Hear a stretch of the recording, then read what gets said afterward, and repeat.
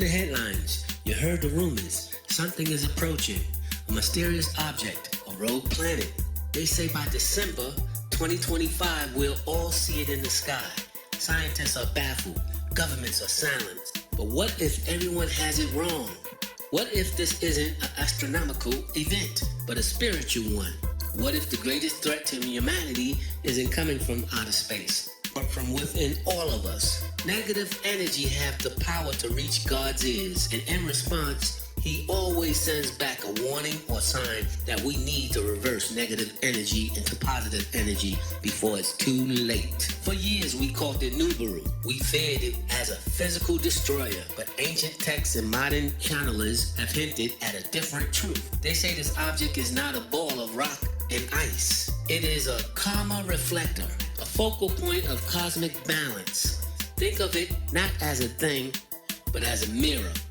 A mirror that has been traveling through the void, silently absorbing the energy of our world. Our hatred, our greed, our violence, our division, every argument, every act of cruelty, every moment of selfishness. It has been collecting it all and just storing it. And as we feed it, the more silent and terrifying it becomes. By December 2025, we will continue on this path. We won't be looking at a planet. We will be staring into a colossal swirling vortex of our own collective malice, made visible in the sky, and it will be posed to reflect that energy back at us. This unknown object that all the news stations are now reporting is just a warning from God. This is what the ancient called a mirror event. The object itself is neutral. It doesn't create disaster. It amplifies what is already there. It will take the energy we've been sending out and magnify it 1,000-fold. If our dominant energy is fear, it will give us a whirl of unimaginable terror.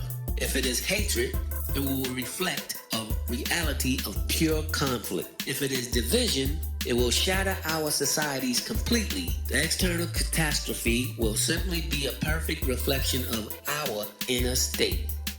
We will quite literally face the monster of our own creation. This is the ultimate warning, not from aliens or from God's wrath. What you put out is what you get back. It's called the boomerang effect. And we have been putting out a storm of negativity amongst each other for a very long time. But here's the incredible, empowering truth. Because the object is a mirror, we can change what it reflects. We can change the outcome. We are not powerless victims of a cosmic incident. We are the authors of our own story in life. The only force powerful enough to neutralize this stored negativity is a massive wave of consciousness.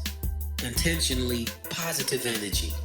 Not passive hope, but active love, deliberate compassion, chosen unity. And the most powerful way to generate and focus this energy is to do it in God's name.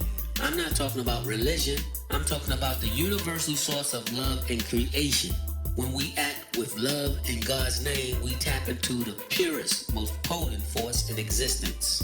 This means a simple prayer for a stranger you see struggling. You don't put them down, you lift them up. An act of charity dedicated to God's will. Chosen forgiveness over anger and saying, I forgive you in God's name. Sending love to those you disagree with, asking God to heal their heart and yours. Every single one of these acts is a beam of light aimed directly at the dark mirror in the sky, cracking it, dissolving it in the darkness. This is not a metaphor. This is a call to spiritual arms. Starting today, right now, your mission is to be a generator of positive energy, positive light. I need you to do 3 things. Pause. Think. Before you react in anger online or in life, pause. Send a silent blessing instead. Act. Perform one intentional act of kindness every single day.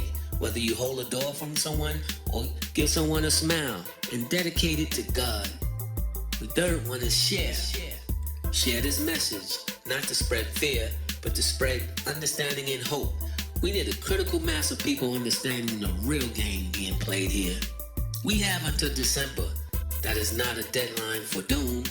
It is a timeline for transformation.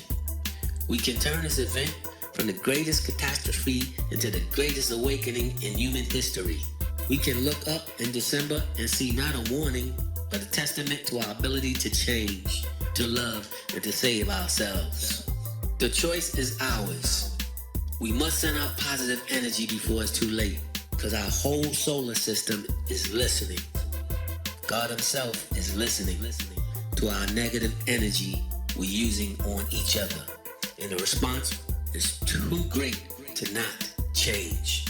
The Atlas Comet may be a final sign for mankind to stop plotting to pull down each other and help one another to build a world of positivity instead of negativity, where we all can live in peace and harmony, or face negative powers not from our solar system that ended many worlds before us. Thank you, and please do like and subscribe.